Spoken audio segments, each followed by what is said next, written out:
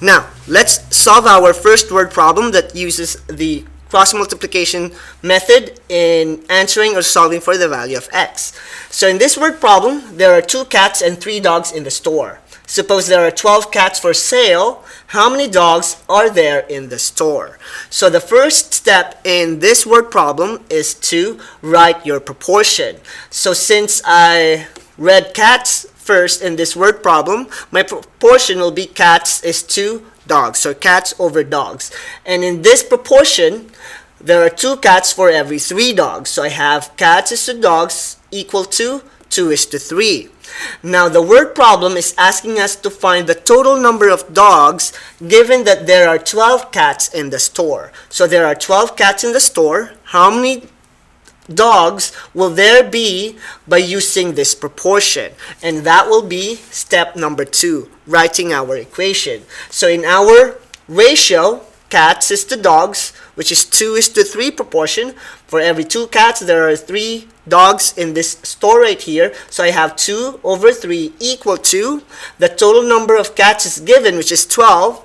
I only need to find the number of dogs that's in that store. So now I have a ratio. Now all I need to do is to solve for the value of x so I can solve the word problem. So that will be my third step.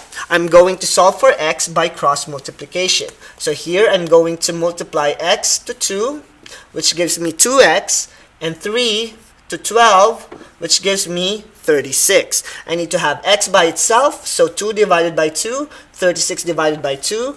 This cancels out, and x is equal to 18. So therefore, if there are 12 cats in this store, in total, there's 18 dogs here based on our ratio.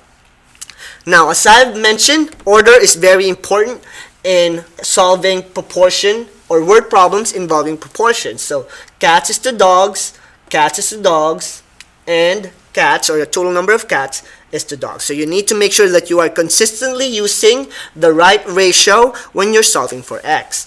Now what if instead of using cats is to dogs, I interchange it and I wrote dogs is to cats? Will I still be able to get x equal to 18 if I do that? And the answer is yes. Now, in that particular example, instead of cats is to dogs, now I wrote dogs is to cats. So that's my new proportion.